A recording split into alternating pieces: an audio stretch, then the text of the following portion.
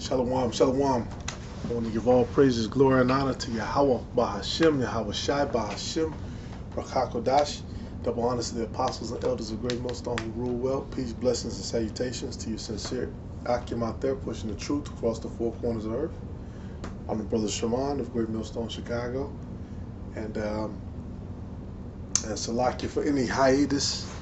I've been having some issues with my phone, uh, shit, hey, may the Lord bless, man. Issues with my phone, I usually do the screen recordings. I usually try to be more consistent, but may the Lord bless and may this lesson be edifying.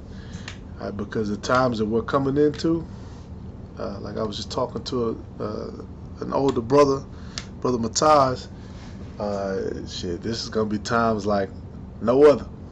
Right, the scriptures say that in a time that has never been seen before. Right, you've had the destruction and the downfall of many kingdoms. You've had the scriptures talk about the first woe, the second woe. It talks about some of the things and the events in World War One. It talks about World War Two, but this is going to be a third woe. This is going to be a complete full World War III with nuclear devices and nuclear weaponry. All right, and you have a lot of people pleading, if these two countries go to war, then what's going to be left? All right, and hey, the elect is going to be left. The remnant is going to be saved. The wicked is going to be destroyed. Now this is Luke 23:31. Matter of fact, I'll start at verse 29. Verse 28, it said, But Yahushua turning unto them said, Daughters of Jerusalem, weep not for me, but weep for yourselves and for your children. For behold, the days are coming, in the which they shall say, Blessed are the barren, and the wombs that never bear, and the paps which never gave suck. Then shall they begin to say to the mountains, Fall on us, and to the hills, cover us. For if they do these things in a green tree, what shall be done in a dry? All right, and we know about the events of 70 AD. We know about how Jerusalem was sieged and it was destroyed, and then they came back in modern day times and they're talking about they're going to build the third temple, and this is the wall that was part of the second temple and all of this stuff. The very people who destroyed it in the first place, the Idumeans.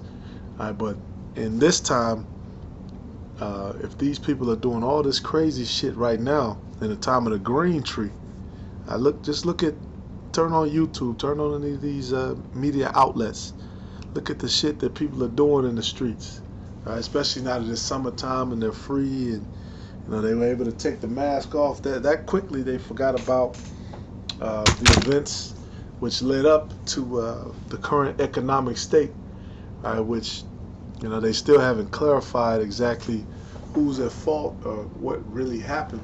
All those things have been covered up.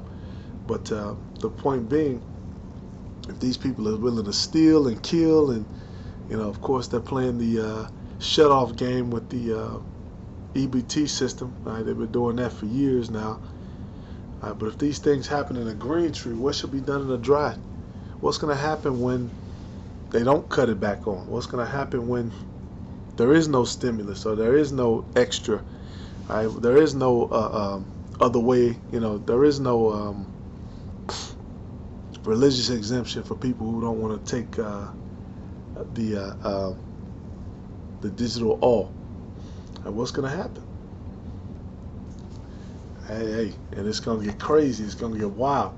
And the name of this lesson is if your faith, which is inspired by the El Uriah, if your faith hasn't been tested, it will be. Because all of our faith is about to be tested. To a whole nother level. It's one thing now, we can you get into a jam, you get into a bind, you got brothers who can, who you can deal with, which that should be, your final option, really. You really want to have your things set up and you really want to be diligent in trying to have it, your situation. But things happen, Shit, things happen to Job. Shit, he ran to his friends. But what's going to happen when The stuff, all this stuff runs out. The shelves run dry. The vintage fails. These women have no more Uncle Sam that they can call on. No more police. And that's been the theme, as of late, man. Like with the elders live stream, man. 911 won't save you. That's gonna be they just had a story where I think it was a daughter and a mother. They both got maced and punched in the face. It was something where they was trying to get at a dude they was with or something. But at the point being, this shit is about to turn up for real. This is about to turn up, man. You got police quitting the force. You got Jake like a wild bull in the net. This is Proverbs 24.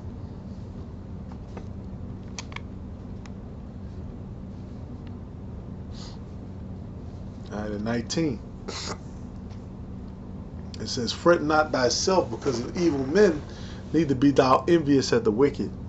And the thing about it is, man, the scriptures talk about being patient when we're brought to a low estate. You know what I'm saying? You try to make the most of the opportunities that are given to you. You try to plan the best, Hey, but at the end of the day, man, we understand that we're in the Lord's hands.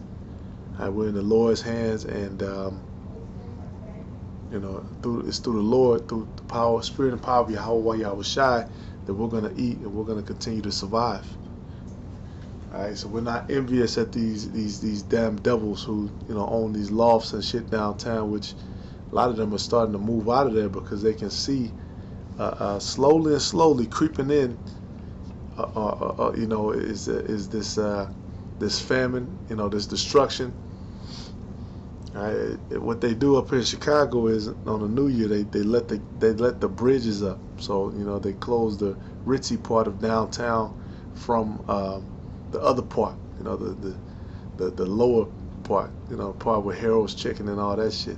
They close the hood downtown. But what's gonna happen when it's Jake on both sides of the damn bridges? Is chaos on both sides of the bridges. All right, because you have Old Town, which you have buildings which are there, which are there and predate, the Chicago fire. All right, but yeah, man, fret not thyself because of evil men. These evil men put us in these different situations, and they do this shit on the job, and which if you can work for yourself, man, that's always best. All right, but neither be thou envious at the wicked. All right, these people with these, $100,000, $1 million homes, $100,000 yachts. All right, everybody's flossing. Everybody's scriptures talk about lovers of themselves. All right, be not envious at any of that stuff. All right, for there shall be no reward to the evil man. The candle of the wicked shall be put out. And you better believe that's going to happen. And just like the Lord said he was going to wake us up, he talks about the conditions that we would have to go through, the places that we were going to have to go through. Right? Mystery Babylon, this kingdom raising up and all these different events. Hey, the Heavenly Father is not a man that he should lie. So you better believe the candle of the wicked shall be put out, and I don't want to be found amongst the lot of the wicked. All right, my son, fear thou the Lord and the King, and meddle not with them that are given to change. All right, but the other two is the point. This is Sirach 6 and 7. All right, because this is what's going on, man. The Lord is proving us, and we're being proven, right? Because the time of the green tree. What I'm saying? You're doing well. Of course, you're going to have friends. Of course, I love the Lord. I love the Lord. Well, let's see what happens during that dry tree. That's why the Lord is putting us through situations even now. We're being molded. We're that gold that's in the fire being molded. All right, it says, Sirach 7, if thou wouldst get a friend, prove him first, and be not hasty to credit him. For some man is a friend of his own occasion and will not abide in the day of thy trouble. All right, and a lot of these people who are clicked up, militia groups or gangs or whatever force, the Blue Shield or any of them, they're not going to abide in the day of trouble. Scriptures say basically, or the second Ezra 15, it talks about that. It's going to be men with swords in their hands against others. All right, it's going to be, for the main part, it's going to be every man for himself. All right, and there is a friend who, being turned to enmity and strife, will discover thy reproach.